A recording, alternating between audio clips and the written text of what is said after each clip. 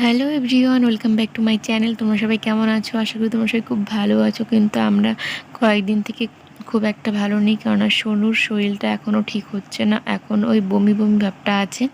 তো আমি এখন যেটা করছিলাম সেটা হচ্ছে, আমার এই ওপরের যে কানেরটা আছে সেটা পুরো জাম হয়ে গিয়েছিলো, তো কিছুতেই খুলতে পারছিলাম না। এর আগেও অনেকবার চেষ্টা করেছিলাম। তো তারপর একটা ভিডিও দেখি যে ওই কানের দুপাশে সুতো ধরে টানলে না আরামসে খুলে যায়। সত্যি এটা তো এতটা কাজের, সেটা আমি ভাবতেও পারিনি।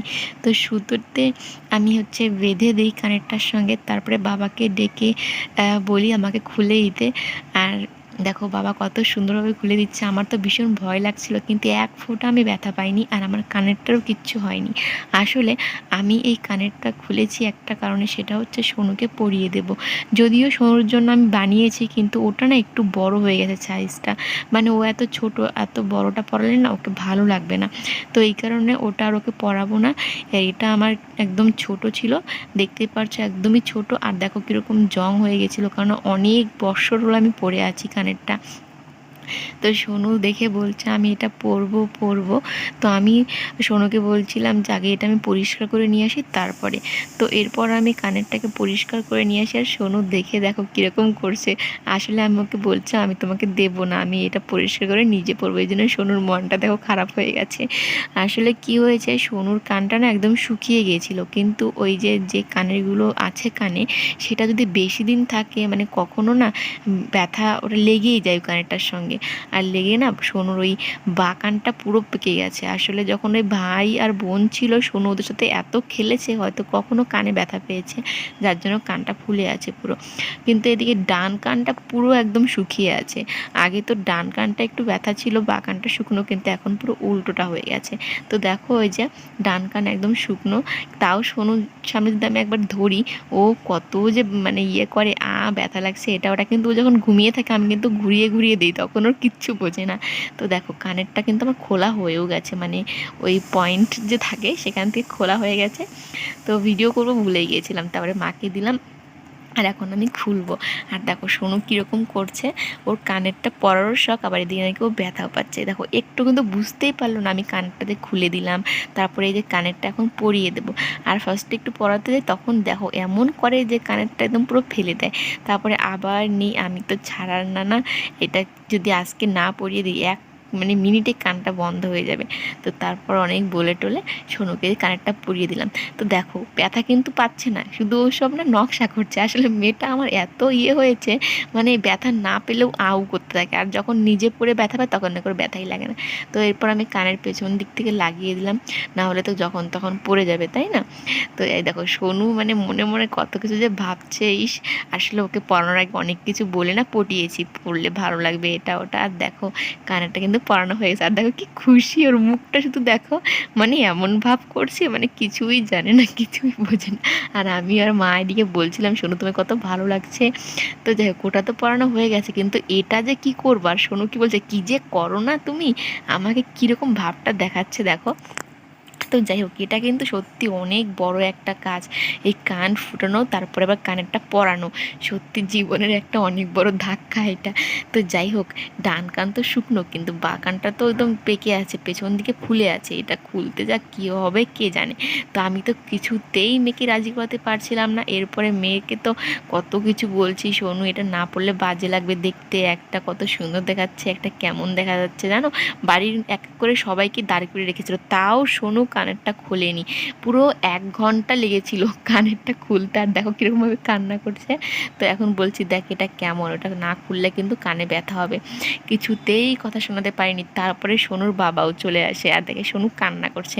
এরপর যেন কি করি, সোনুর বাবাকে বাড়ি থেকে বের করে দিই, আর আমি আর মা ধরে কানেরটা ভিতরে পরিয়ে দিই। কিন্তু পেছনের ওই পুঁচিটা না লাগানোই হয় না। তখন আবার ওর বাবা চলে আসে। তো এরপরে তো অনেক মানে বলছি পর, না হলে কানেরটা হারিয়ে যাবে হারিয়ে যাবে, কিন্তু কিছুতেই মেয়ে কথা শুনছিল না। তারপরে আবার ওর বাবাকে বাড়ি থেকে বের করে দিই, আর মা আমি ধরে কানের পেছনে পুঁজিটা লাগিয়ে দিই। আর এখন দেখো মেয়ে আমার কান্না করে করে চোখ পুরো ফুলিয়েছে। এখন কত ভালো লাগছে, একদম নিশ্চিন্তা সারা জীবনের মতো। এখন কবে ওর নিজের ইচ্ছা হবে খুলবে। তো দেখো এদিকে এখন মা রান্না বান্না করে, কি আর করা যাবে, এই আছে। আর কোথায় হয় এখন রান্নার ব্যবস্থা সে দেখতে করতে হবে। আর এদিকে না সোনু আর সোনুর দুজনেরই মনটা খারাপ, কারণ আমরা এখন চলে যাব বাড়িতে। এসেছি তো অনেক দিনই হলো, আর এর মধ্যে সোনুর শরীরটা হয়েছে খারাপ, বাড়িতে না গেলে ঠিক হবেই না। তো বাড়িতে যাওয়ার আগে এদিকে দেখছিলাম কি করছে আসলে বাবা আর ওই দাদাটা হচ্ছে কারেন্টের মানে তারগুলো সব খুলছিল। খুব তাড়াতাড়ি ভাঙাও শুরু হয়ে যাবে ঘরটা।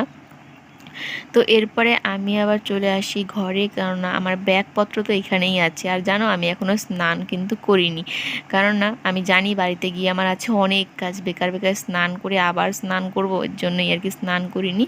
আর কাছাকাছি বাড়ি হলে এটাই একটা সুবিধা। তো দেখো ঘরটা একদম গুছিয়েছি, ঘরটর গুছিয়ে মোছা টোছা সব হয়েছে।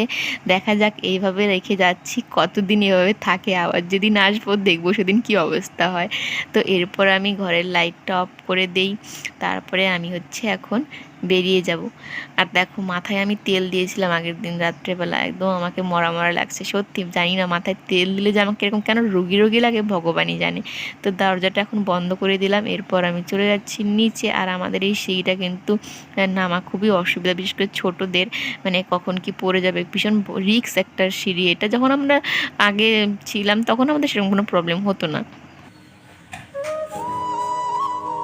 কষ্ট, শোনার কি কষ্ট, কত দুষ্টুমি করলো, বাইরে যায় কোনো দুষ্টুমি করতে পারবে না, মোবাইল দেখতে পারবে না, কি কষ্ট।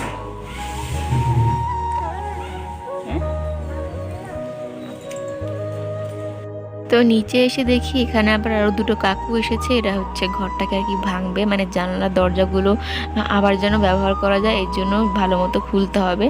তো দেখো এখন চলে এসেছি আমি বাড়িতে। এসে আগে বিছানার সব চাদর নিচে নামালাম, তারপর নতুন বিছানা চাদর টাদর পাতলাম। এখন আমি যাব স্নান করতে, স্নান টান করে এসে দেখি সোনু, মানে সোনু ঘুমিয়েছে, পরে আসলে সোনুকেও স্নান করিয়ে তারপর আমি স্নান করতে যাই। আর এসে আমি না ভাত বসাতে গিয়েছিলাম রান্নাঘরে, ভাত টাত বসিয়ে এসে দেখি সোনু একাই ঘুমিয়েছে। আসলে শরীরটা তো খুবই খারাপ এই কারণে। তো কি রান্না করব কিছু বুঝতে পারছিলাম না, যেহেতু আজকে ছিল শুক্রবার আর সোনুর বাবু চলে গেছে। আর আমি এর জন্য ওই একটা ডগা পেরেছিলাম, একটু চচ্চড়ি টাইপের বানাবো। এরপর সোনু অনেকটা টাইমই ঘুমিয়েছিল, ঘুম থেকে উঠে খাওয়া দাওয়া করে এখন দুজনে মিলে বসে আছি। আর বলছি দেখো তুমি তো আমার কানেরটা পরে নিলে, আমি তাহলে এখন কী পরবো বলো। আর আমার কানে যদি না পরি তাহলে তো আমার কানেরটা বন্ধ হয়ে যাবে। তখন মানে সোনু অনেক পাকা পাকা কথা বলছিল। দেখো কেমন ভাব দেখাচ্ছে, এভাবে ঘুরে ঘুরে দেখাচ্ছে ওর কানটা, মানে ভীষণ খুশি। আগে তো একটু হলেও ব্যথা পেতো কিন্তু ওই রিংটাতে, আর এখন তো সেরকম ব্যথার কোনো ব্যাপার নেই। আসলে এই জিনিসটা মানে পরলে না কোনো সমস্যা হয় না, দুপাশ থেকে আর কি লাগানো যেহেতু এই জন্য। তো এরপরে শুনে আবার আমার নাকে কানে সব জায়গায় দেখছে। আর ও আবার মাঝে মধ্যে বলে আর তুমি যে নিচের নাকে পরেছো আমিও কিন্তু পরবো, মানে এত পাকা পাকা কথা।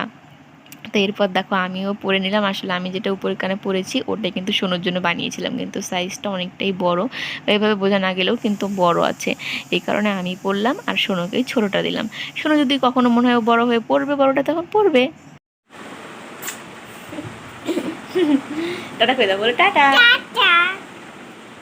সবাই টাক করো। সবাই